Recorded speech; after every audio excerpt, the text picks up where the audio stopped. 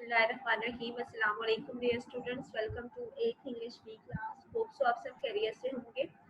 तो जो previous lecture में हमने डायरेक्ट इनडायरेक्ट वाला यूनिट कंप्लीट किया था, आज हम यूनिट नंबर 18 स्टार्ट करेंगे, which is the sentence. Page number है मेरे पास 103।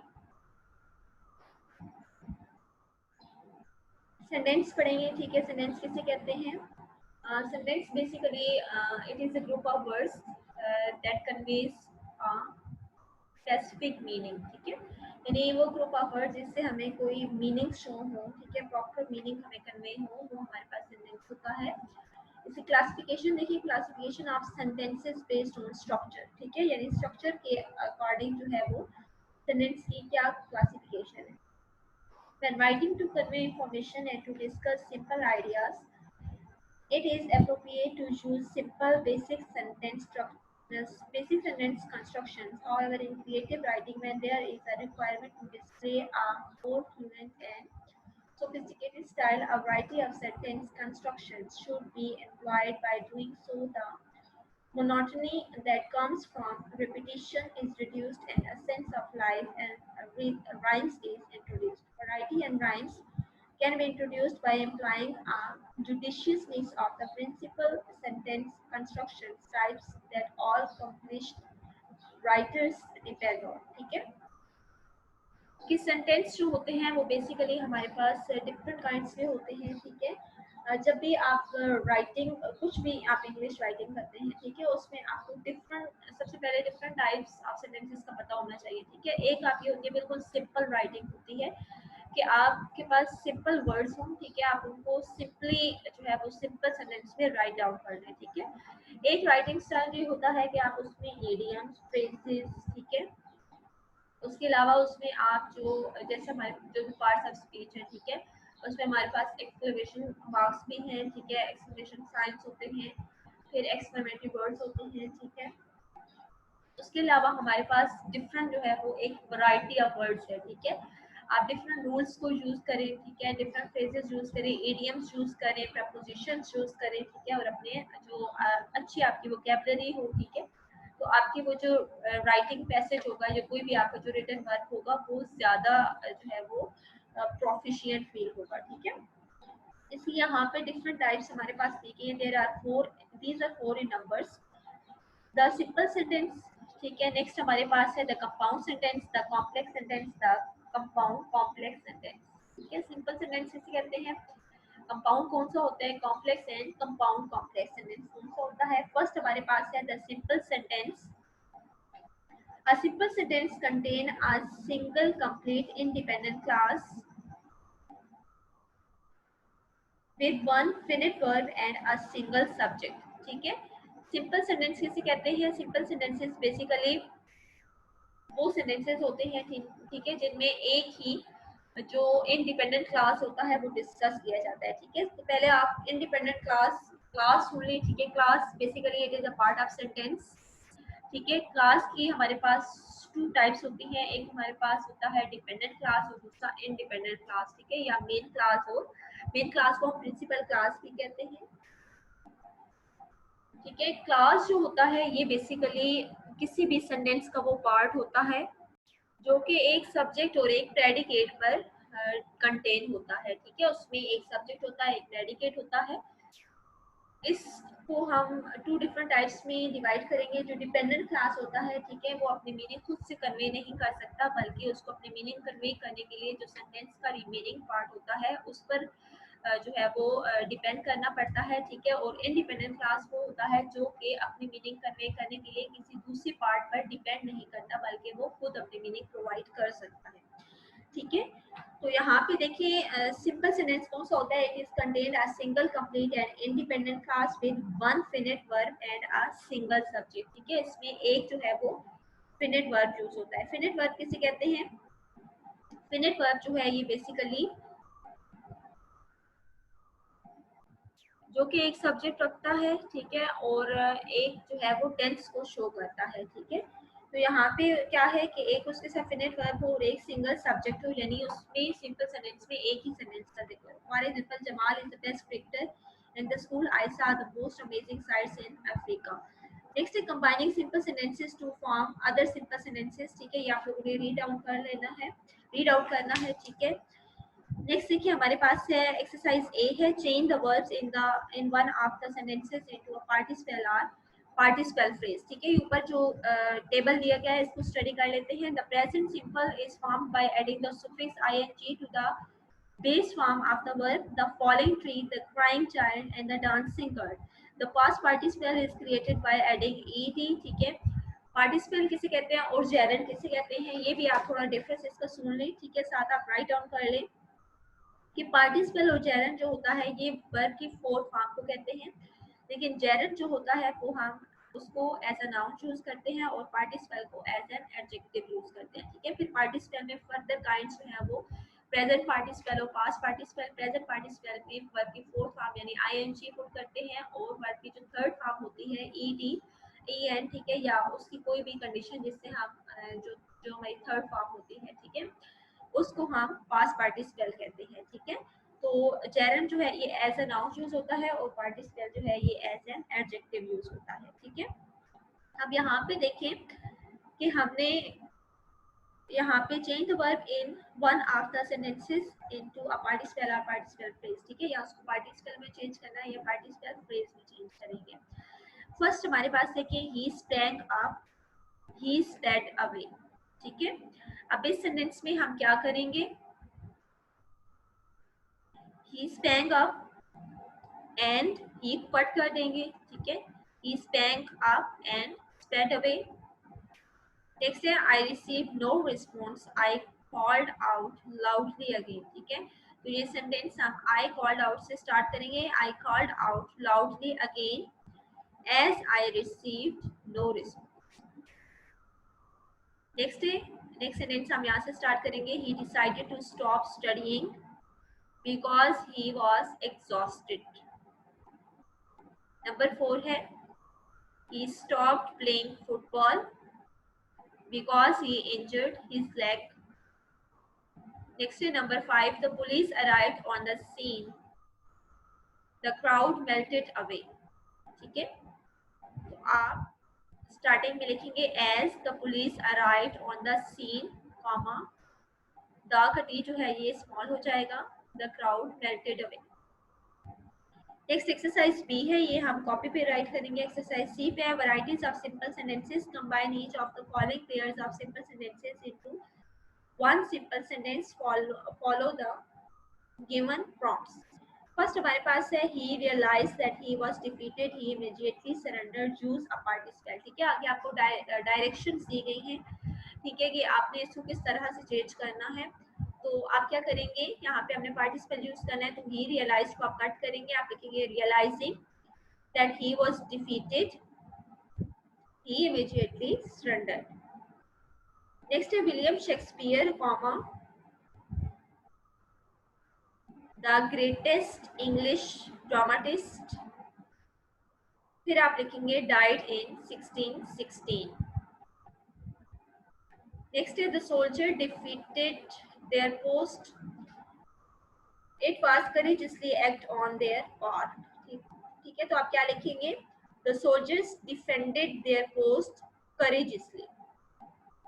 ठीक है, नेक्स्ट हमारे पास है number 4, we are going to the cafe, John is celebrating his birthday party there. तो आप क्या लिखेंगे, we are going to the cafe at John's birthday party. Next है नंबर 5, इसमें अब हमने इन्फिनेटिव कोट करना है। तो इन्फिनेटिव किसे कहते हैं, टू के साथ वर्ब की फर्स्ट फॉर्म यूज होती है। ठीक है, जहाँ पे भी अगर आपने इन्फिनेटिव कोट करना है तो वहाँ पे जो वर्ब हमारे पास दिया गया है उससे पहले आप टू लगाएंगे। ठीक है, तो यहाँ पे देखिए the police acted very quickly, this prevented further damage. तो क्या सेंटेंस बनेगा, the police acted very quickly to prevent further damage. Next है police lost faith in him because of his suspicious behaviour, the thief stole money from a bank before fleeing to Lahore।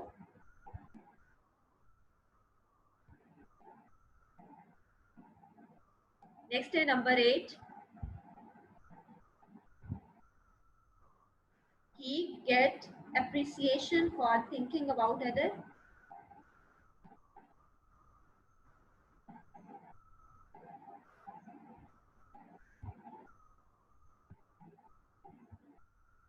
Next is number 9. Rover passed away in a road accident. Last evening, Rover was my pet dog. ठीक है, तो आप क्या लिखेंगे? Rover, my pet dog, passed away in a road accident last evening. Last day, they were told to vacate the building.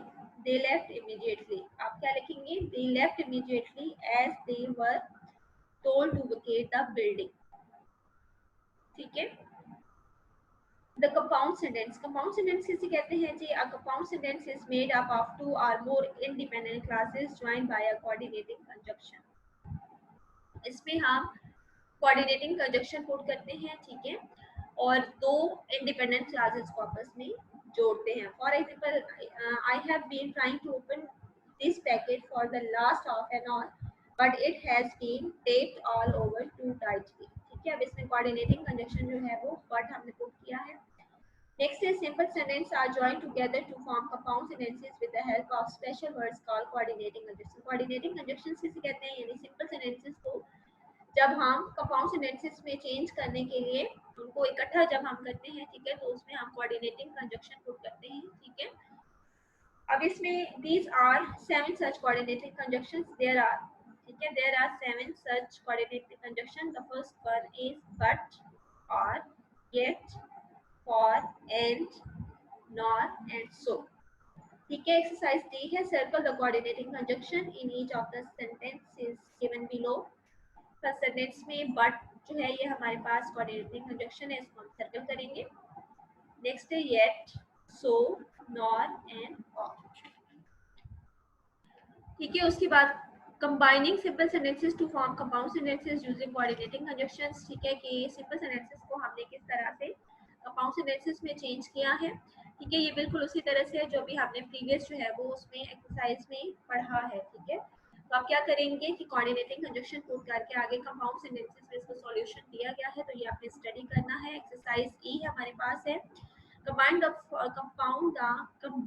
following simple sentences to form compound sentences using appropriate coordinating conjunction. coordinating conjunctions already आप previous page पे पढ़ चुके हैं कि कौन से होते हैं और किस तरह से आपने इनको यूज करना है. ठीक है, तो ये एक्सरसाइज ई जो है ये आपने खुद से करनी है. हिंट आपके पास दिए गए हैं, use for, and, but, and, yet. उसके बाद हमारे पास है the complex sentence. Complex sentence किसे कहते हैं? Complex sentence contains one independent class and at least one dependent class. The dependent clauses in a complex sentence are introduced with subordinating conjunctions or relative pronouns. ठीक है, complex sentence में क्या होता है? एक इंडिपेंडेंट क्लास होता है, ठीक है, और एक जो है वो डिपेंडेंट क्लास होता है. ठीक है, और कॉम्प्लेक्स सेंटेंसेस में जो डिपेंडेंट क्लास होते हैं वो सबऑर्डिनेटिंग कंजंक्शन या किसी भी रिलेटिव प्रोनाउंस के थ्रू डिस्क्राइब किए जाते हैं. इसकी एक्सरसाइज जो आगे सॉरी एग्जांपल्स दिए गए, एग्जांपल्स जो है ये आपने खुद से स्टडी करनी है. हियर है the use of subordinating in complex sentence. ठीक है, ऑर्डिनेटर्स को आप इस तरह से कॉम्प्लेक्स सेंटेंस में चेंज करते हैं, ये भी आपने खुद से करना है. इसको रीड आउट कीजिएगा, इसमें कुछ भी डिफिकल्ट नहीं है. अगेन वही जो है वो बार बार रिपीटेशन की गई है. ठीक है, जो कि रूल्स आप बेसिक ऑलरेडी पढ़ चुके हैं. ठीक है, एक्सरसाइज एफ पे आते हैं. Filling the blanks in the sentences given below with the correct subordinating conjunctions are relative pronoun. The scientist who won the physics Nobel prize is a former student of my school. ठीक है, who आप put करेंगे. उसके बाद next sentence में because, whether, unless, when, that, so that, after, although, and but.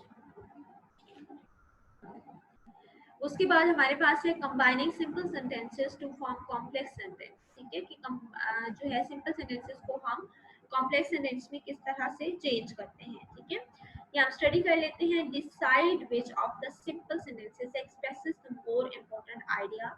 This will retain as the independent clause. ठीक है, सबसे पहले जब आपके पास सिंपल सेंटेंसेस दिए गए हों तो आपने क्या करना है? आपने उनको कॉम्प्लेक्स में चेंज करने के लिए पहला रूल जो है वो ये माइंड में रखना है कि जो सबसे इम्पोर्टेंट आइडिया है उन सेंटेंसेस में उसको आपने प्रेफर करना है और वो आपके पास आपका इंडिपेंडेंट क्लास होगा. The other sentences will be converted into dependent clauses and introduced either with a subordinating conjunctions or a relative pronoun. For example, Babar is an outstanding orator. He won the public speaking competition. These two simple sentences can be combined to form a complex sentence in two ways.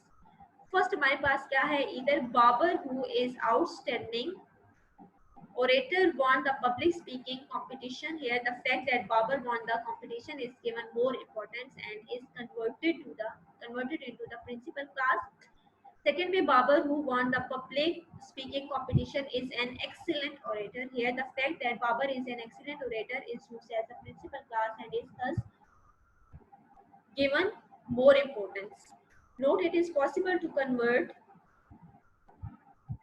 the same two simple sentences into complex sentence once in different ways by using different subordinating conjunctions. ठीक है, फिर आपने इसके examples जो है ये study कर लेनी है. उसके बाद एक्सरसाइज जी है हमारे पास है. Classify the following sentences as compound sentence. मैं आपको जस्ट जो है इनकी इंडिकेशन बता देती हूँ.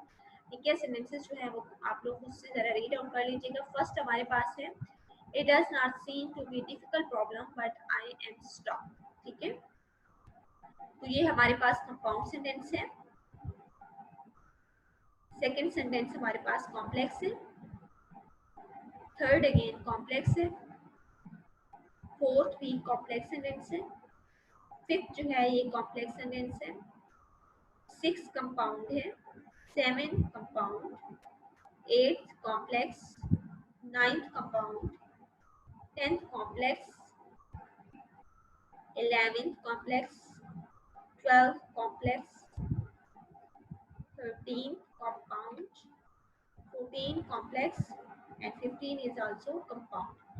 Next हमारे पास है the compound complex sentence. A compound complex sentence is built up with at least two independent clauses and one and more than one dependent class. ठीक है, compound sentences में क्या होता है? दो independent class होते हैं. ठीक है, मिनिमम टू इंडिपेंडेंट क्लास होते हैं और मोर देन वन जो है ये डिपेंडेंट क्लास होते हैं. ठीक है, फिर इसकी एक्सप्लेनेशन है the structure of a compound complex sentence. ये आप लोगों ने रीड आउट कर लेनी है. एक्सरसाइज एच पे आते हैं. In each of the following compound complex sentence underline the independent class and put a bracket around the dependent class. जो डिपेंडेंट क्लास होगा उसको आपने ब्रैकेट में करना है, जो इंडिपेंडेंट होगा उसको आपने अंडरलाइन करना है. ठीक है, when my mother comes home from work, she teaches the street child who live in our locality. ठीक है, अच्छा अब इसमें when my mother, ठीक है, obviously जब भी आपने डिपेंडेंट और इंडिपेंडेंट में क्लासिफिकेशन करनी है तो उसके लिए जो बेस्ट वे है वो ये भी है. एक तो आपको खुद से स्टडी से पता चल जाएगा कि कौन सा सेंटेंस जो है वो आपको अपने प्रॉपर मीनिंग दे रहा है और कौन सा सेंटेंस जो है वो दूसरे पे डिपेंड कर रहा है.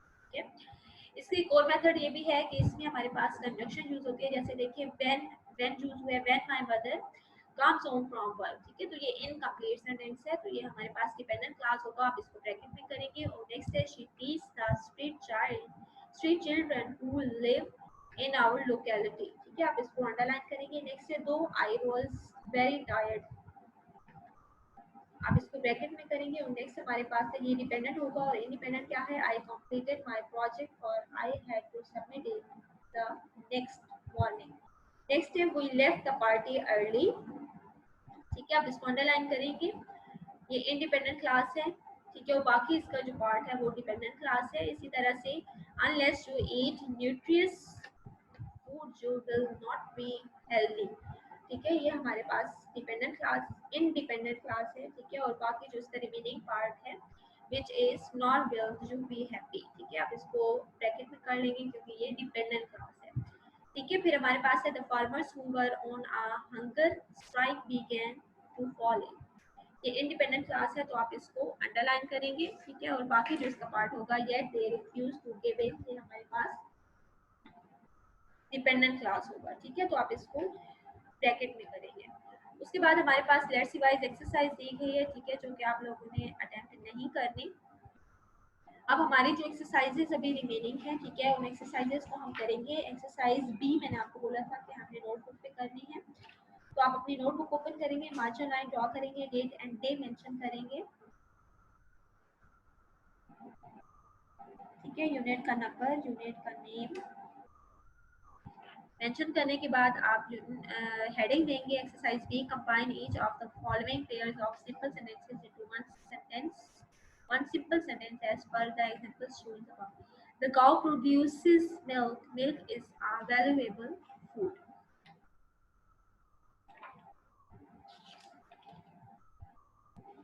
ठीक है, ये आप मार्कर से राइट करेंगे और उसके बाद जो इसका सॉल्यूशन होगा, जो इसका आंसर होगा, उसको आपने पेन से राइट करना। ठीक है, मैं आपको अपने नोट्स शो कर देती हूँ ताकि आपको लिखने में आसानी हो।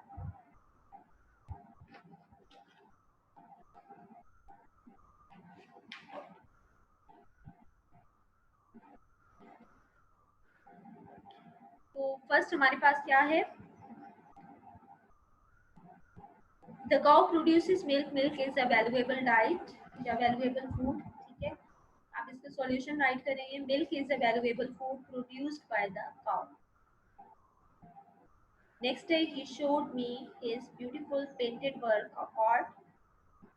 The first Prime Minister of Pakistan, Liaquat Ali Khan, died in 1952. We had to stay indoors as it rained heavily. He did not have any friends because he was selfish. He is admired for his intelligence. The criminal got a lighter punishment due to his confession. His father was opposed to him marrying a girl from the USA. ठीक है बच्चों, ये हमारे पास exercise B थी जो आपने notebook पे right की है। स्टूडेंट को अच्छे से प्रिपेयर कीजिएगा।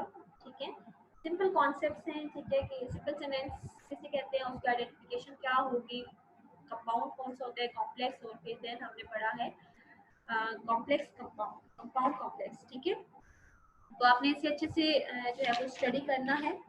इंशाल्लाह ताला नेक्स्ट लेक्चर में हम नेक्स्ट यूनिट स्टार्ट करेंगे। अपना ख्याल रखिएगा। अल्लाह हाफ़िज़।